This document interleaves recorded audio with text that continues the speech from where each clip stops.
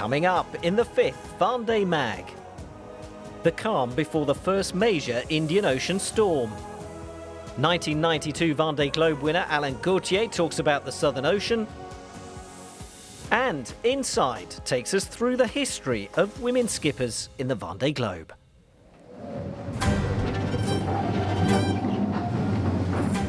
Leading the 10th Vendée Globe after 17 days, the Fab Four hurtled down the South Atlantic in a valiant attempt to hang on to a low-pressure system that had built up off Brazil and was pushing them in a direct line towards the Cape of Good Hope.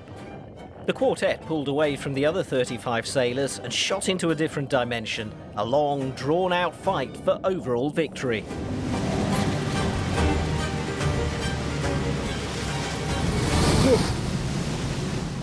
Such a level of commitment and intensity from leader Charlie Dalin and chasers Thomas Rouillon and Yoann Richomme was only to be expected. In terms of physical performance and morale, they've been on the ball from the start.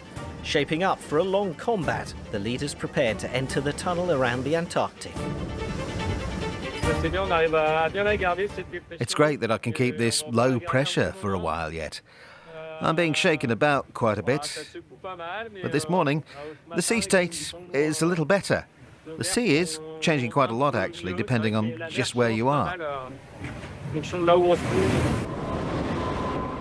The surprise package was Sébastien Simon. Although he had shown his credentials in recent transatlantic races, his consistency among the pace setters was impressive. He quickly optimised his settings to single-handedly master a boat that won the ocean race with a crew last year. I'm second in the Vendée Globe aboard Groupe Dubreuil. The four skippers zipped along the ridge of low pressure, flirting with the windless areas on each side like a tightrope walker trying to avoid slipping into the abyss. At the centre of the narrow corridor, a perfect wind blew at an ideal angle to sail quickly and surf on a relatively calm sea. The sailors' steely nerves showed signs of fraying as the speed, ambient noise and repeated impacts made living conditions difficult. Fatigue increased, and some began to doubt their ability to keep up such a frenetic pace on a round-the-world race. It's really hard right now as I'm looking for a slot to get away on a low front. It's like a sprint, really. The boat's jumping all over the place. She's going very fast, and it's extremely unpleasant. It's quite worrying, too, for the equipment. I don't really like how this group bombs away any old how. I mean, I'm one of them, but I can't spend 2 months like this. Look who's there. Attempts to bluff one's direct rivals could be a sign that the mind games between the contenders for victory had already begun. Just passing Seb. Hi, Yoann. Oh, it's funny that Yoann should say that, really, as he's the most likely to go charging in. We've known that about him since the Figaro. I suspect the top three have had some mechanical issues, as I genuinely found them slow. I know what they're capable of, so I wouldn't be surprised to learn that they'd had problems. I shouldn't have caught up with them like that.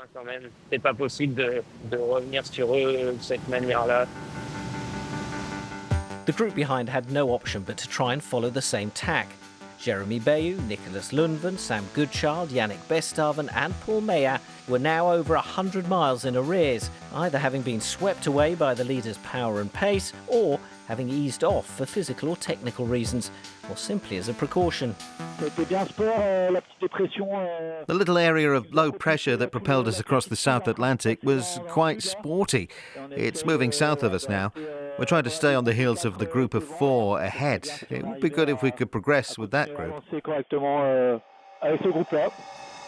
Boris Herman was the only one of the pre-race favourites to sail mid-fleet. He'd been in this situation since the North Atlantic and was struggling to bridge the gap. Such a beautiful preparation, a new boat, prepared for 4 years. The others go at 20 knots and here we are. It makes me a bit sad. I wish I could cry sometimes. Well, I was just a few days ago with Benjamin Dutroux and he's a few hundred miles further back. So, does it really matter? It's just a game. The German was monitored by an all-female patrol comprising 3 skippers, Sam Davis, Justine Metro and Clarisse Creme. But the gap had widened, and they were no longer in the same weather system as the leaders, over 1,000 nautical miles ahead. The older generation foilers were sometimes isolated in the rush to the far south. They attempted to catch up, but after falling off the back of the low-pressure area, were left with a sea that had been whipped up by the storm and then faced unpredictable winds and unstable sea states.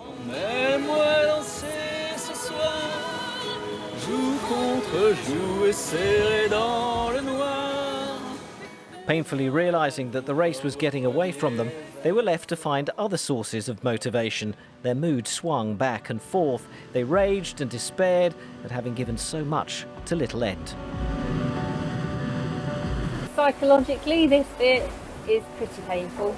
Kind of watching the boats ahead sail away and the boats behind catch up.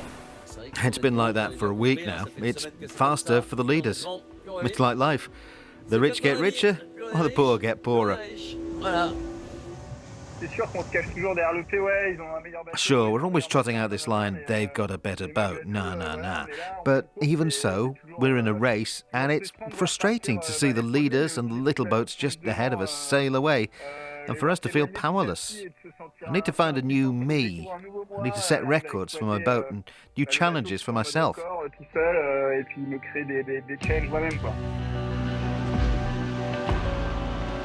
I think I found the wind again, and this time I'm off. Off to the 40s.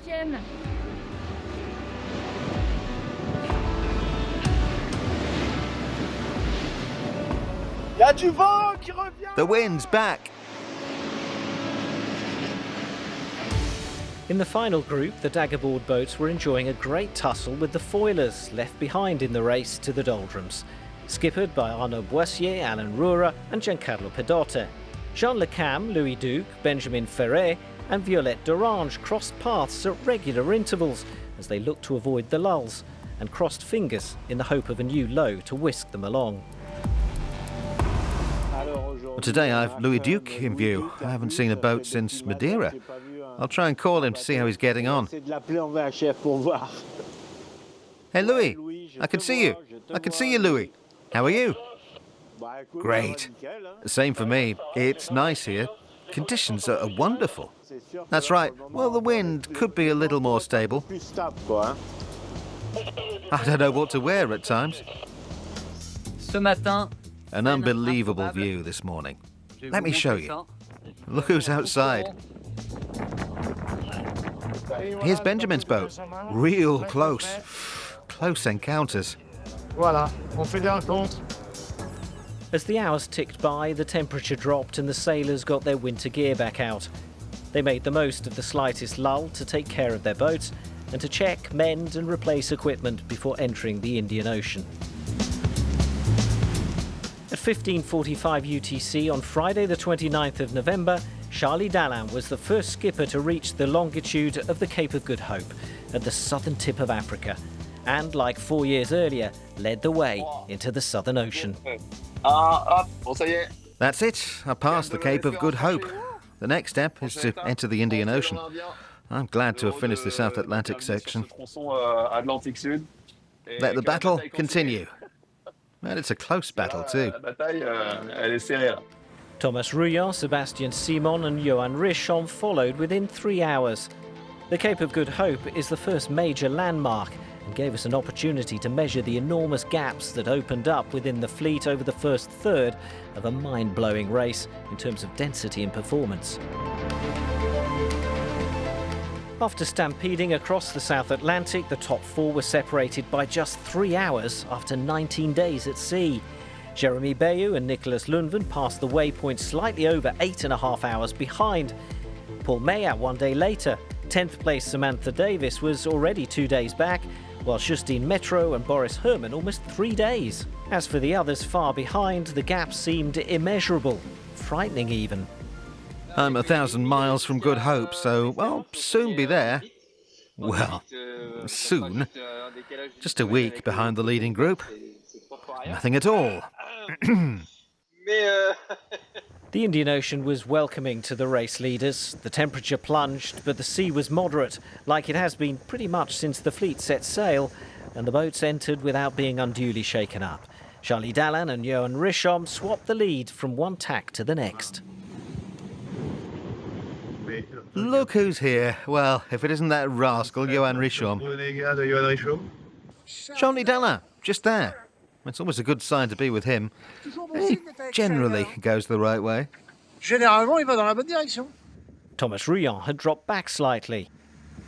I stopped for 3 or 4 hours behind a big line of squalls. The three up front have got away a little. That's just the way it is. This is what I'm worried about this morning. The first large Southern Ocean low was forecast for midweek. As it was forming behind them, the skippers began to watch its development and anticipate its path so that they could plot their own route towards the Kerguelen Islands. Meanwhile, back in the South Atlantic, Manu Cousin collided with a floating object or possibly a sea mammal. This morning, I inspected the whole boat after my collision last night.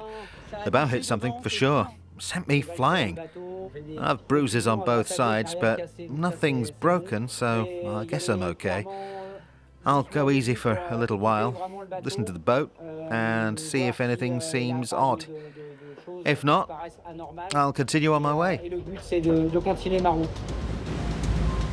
The alarm bells went off for Eric Bellion too. The rudder systems gave way, causing the boat to lurch. The skipper had a long job on his hands to fix it.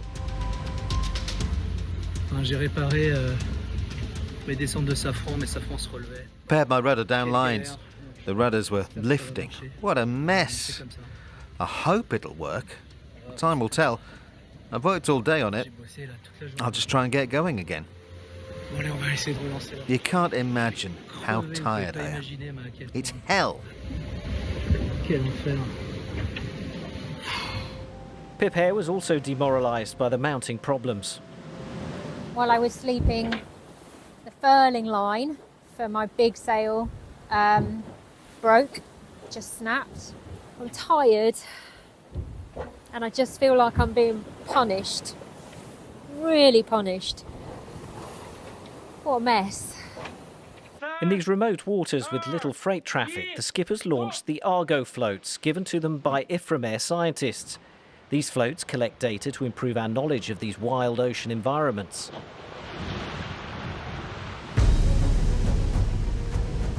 The second part of the fleet, led by Jean Le Cam, was being driven by a consistent breeze. Their pace had picked up and the whole group was preparing for much rougher conditions on entering the Indian Ocean. A large area of low pressure was set to scoop them up as they rounded the Cape of Good Hope with its violent countercurrents. I'm just ahead of the front. It's stiffening a bit. I've got exactly the right sails up. And then we've just been doing these crazy surfs. In the middle of the pack, the group with Sam Davis and Boris Herman was chomping at the bit, but the conditions ahead could work in their favour. While the front runners have consistently stretched their lead since the start of the race, this group should be spared the gales forecast over the coming days and might well make up ground in the medium term. Ahead of them, Paul Meyer, hanging on to the coattails of the leading group since the North Atlantic, was the first to benefit from the high wind, making giant strides to catch up with Yannick Bestaven. The leaders' strategies varied based on their position, speed and the local wind conditions they faced and expected to have when the first southern storm passes.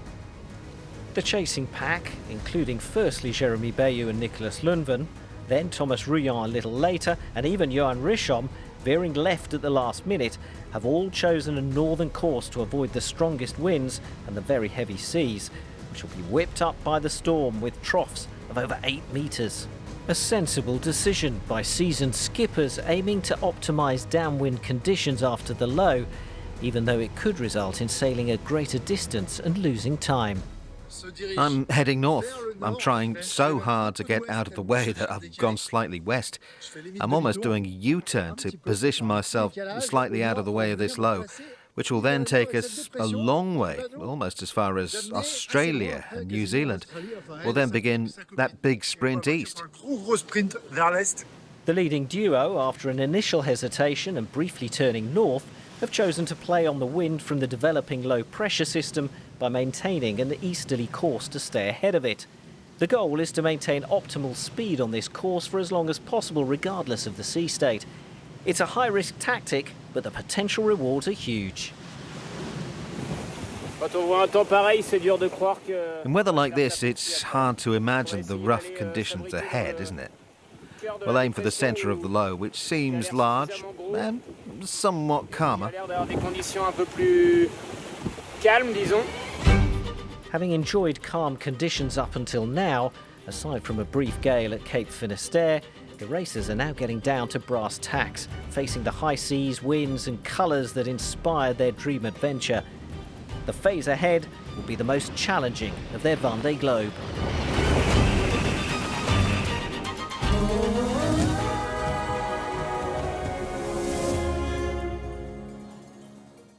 The skippers will have roughly 1 month to cross the Indian Ocean and Pacific Oceans before emerging at Cape Horn. The legend of the 10th Vendée Globe and its heartfelt accounts are currently unfolding, and we're here today to talk about them. Meet Alain Gauthier. Hi, Alain. Hi. You've been the race's safety expert for some time. You're now Isabelle Josch's team manager. Why do sailors and people ashore have such a keen interest in the Southern Ocean? People think of the South as being far from any inhabited land. Plus, there's the proximity of Antarctica, which we're clearly looking to circumnavigate. So you add all that to the legend of Cape Horn, which has a lot to do with it. And you have the Southern Ocean, with these incredibly rough, high seas, where the northwest and southwest seas intersect, and so on.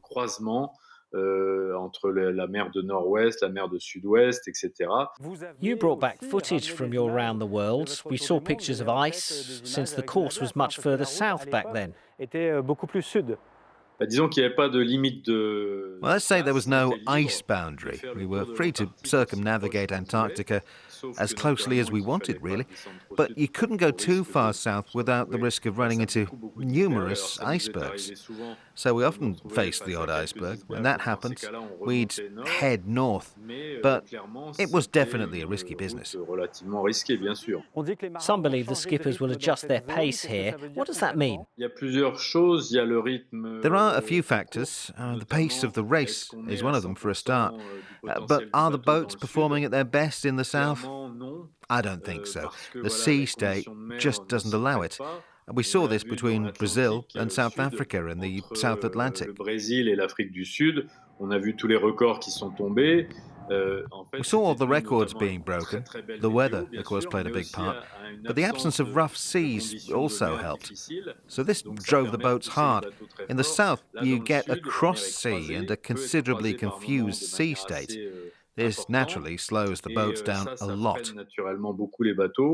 How does the mental challenge of solitude and the distance from any land in the south affect the skipper's commitment? It'll very much depend on each skipper's mental state and their frame of mind. You've got to be willing to push yourself and accept the solitude. I think the backrunners will feel it more. The leaders are aware they have 35 or so boats trailing them. We've seen in previous editions that in the event of a problem, the survival of a skipper can depend on having other contenders nearby. So, when you're lost, that's a psychological challenge. The front runners need to be ready to push the boats to their limits, going fast, but without overdoing it or taking unnecessary risks. The solitude maybe isn't as bad as it used to be. We now have the satellite phone and WhatsApp and all the rest of it. Back then, we only spoke with the teams ashore maybe once, twice a week. No messages, nothing. We really were on our own. How has equipment changed since then, particularly for combating the cold? Oh, so many things have changed. Perhaps the biggest change was autopilots. The trust skippers place in their autopilots. And we know that it's crucial, of course, when sailing single-handed. Without those autopilots, the skipper is forced to retire. In 1989-92, I held the helm for 15, 16 hours a day in the Southern Ocean. Fortunately, I had a helm inside the boat. I wouldn't have been able to steer for 15 15 hours from outside the whole time. I forced myself to do these 15, 16 hours a day, weather permitting, to spare my autopilots. But autopilots have really come on it in leaps and bounds. Otherwise, all-weather gear and life aboard. I had an aluminium boat on my first Vendée Globe, so there was very little insulation on board. The condensation was uncomfortable at 2 degrees Celsius, so a lot of things have changed for the better. Except maybe for the actual comfort on board. The old boats were slower, not so rigid and less stark, so we had an easier ride. That's a game changer compared to now. Thank you, Alan. This week we visited the Maritime Museum in Paris for an excellent exhibition on the Vendée Globe, tracing its history since 1989. It was a chance to reflect on the role of women in this legendary race.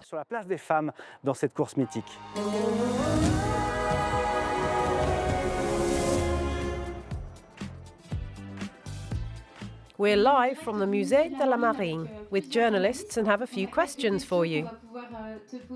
I'd like to know why so few women take part in this race, even now. There are a lot of us, compared to a while ago. The number of women in the Vendée Globe is relatively high compared to ocean racing overall. Women represent 10 to 15% of ocean races overall, but it takes time to have examples and to normalise high-performance projects. There's also the question of long careers. The leaders are generally between 35 and 45 years old, so at this stage of your life, you can't take time out if you aim to be among the best. The number of sailors who set sail on the 10th of November is already a Vendée Globe record. We also have 6 women taking part. It is the first time we've seen so many in the race, including skippers who've already done it.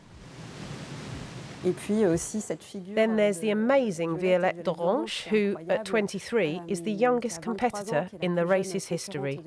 She also communicates really well, so we can share her experience day by day. What sparked your passion for this when you were a teenager or a youngster?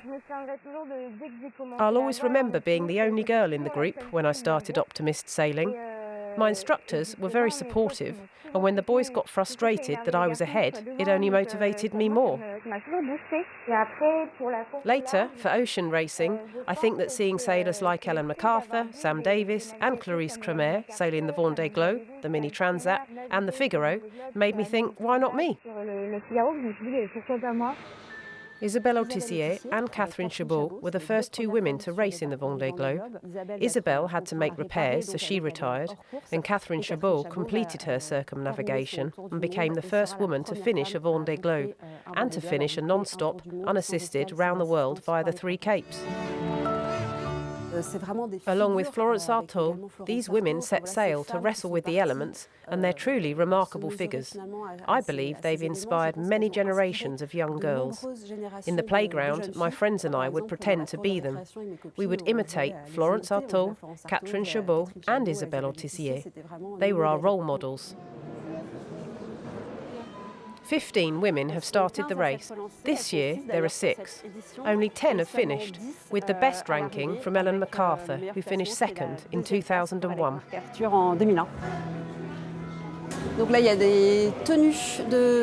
That's the gear worn by Catherine Chabot and Isabelle Autissier.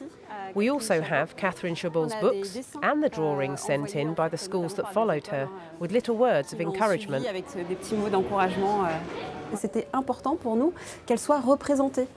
We wanted them to be represented in the objects shown to the public, as well as in the scenography, through the images and photographs we display. This exhibition has to strike a balance to be fully representative.